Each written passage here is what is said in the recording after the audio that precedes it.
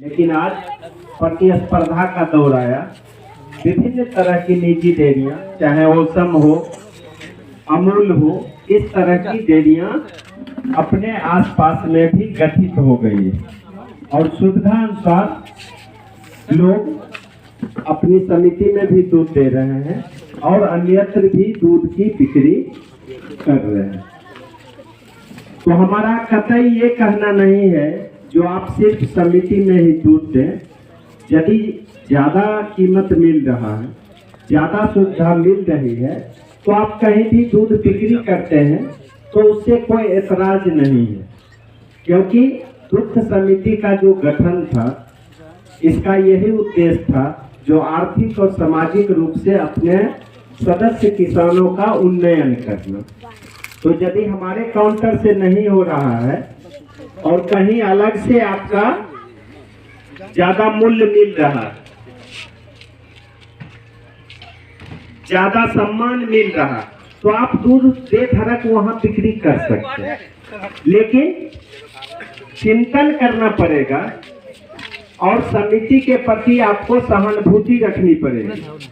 जिस दिन आपकी ये समिति दुग्ध संग्रहण बंद कर देगी, तो क्या निजी डेयरी वाले जो लोग हैं इस तरीके से सम्मान पूर्वक आपका दूध करेंगे?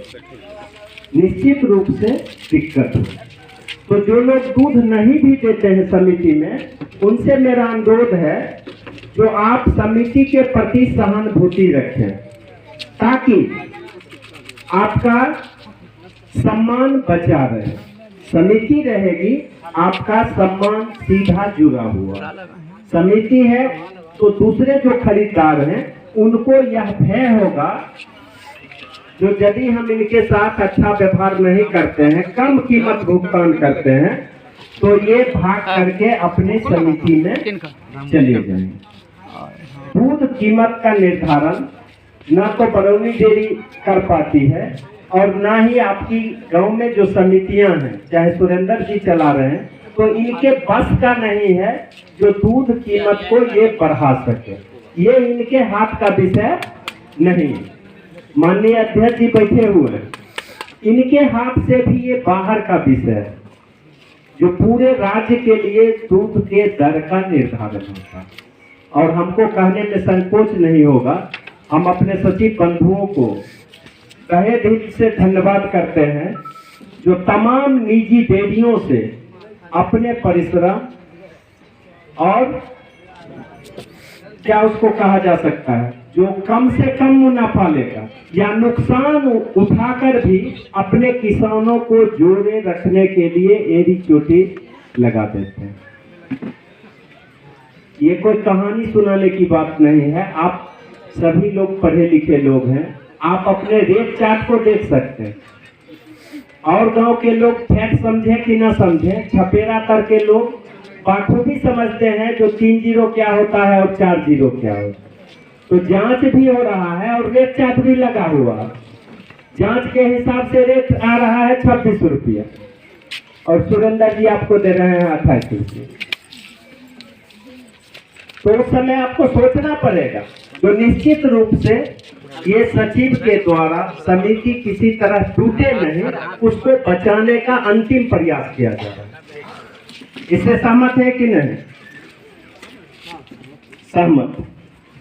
तो जब सचिव के द्वारा समिति बचाने के लिए, क्योंकि इन्होंने अपनी आजीविका समिति में ही संजोया, अब इनका उम्र नहीं है, सब दिन आपके साथ रहे, तो अब ये कोई व्यापार बदल नहीं सकते।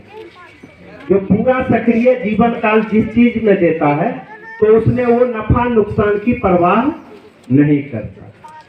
और हम ये स्पष्ट करते हैं जो यदि समिति से ज्यादा पैसा मिल रहा है, निसंकोच आप वहां दूध दीजिए, लेकिन उसको पूरे साल भर का आंकड़ा भी दीजिए। हमने ऐसा भी देखा है जो चिट्ठा मिलता है आपका 42 रुपया और उनका बैंक खाता चेक करिए तो भुगतान जाता है 28 रुपया। बरौनी डेयरी में ऐसी बात नहीं है। जो मूल्य तालिका है और जो आपका जांच होता है, उसी के अनुसार आपका भुगतान है। ऐसा नहीं है जो चिट्ठा कुछ मिला और भुगतान आपका कुछ मिला। तो हम नाम नहीं लेना चाहेंगे, लेकिन कहीं कहीं ऐसा देखने को मिला है जो चिट्ठा मिलता है उनका 40 रुपया 42 रुपया, और जब उनका आप पासबुक मिलाइए तो उसमें रेट आ रहा है 28 रुपये। यदि स्थानीय दूध की बिक्री कर दी गई तो उनका बैंक में पैसे नहीं जाएगा, क्योंकि कंपनी को दूध गया ही नहीं, इसलिए उनका बैंक में पैसे नहीं गया। अब एक पाली अगर मिस हो गया तो उसको ढूंढना भी आपके लिए एक मुसीबत है, जो आप कहाँ ढूंढेंगे, क्योंकि उनके पास भुगतान बही की कोई व्यवस्था नहीं। यहाँ छूट जाएगा तो आप पिछले 1 साल का भी हिसाब मिला लेंगे। अभी बहुत सारे लोग होंगे जो बोनस का खाका इन्होंने तैयार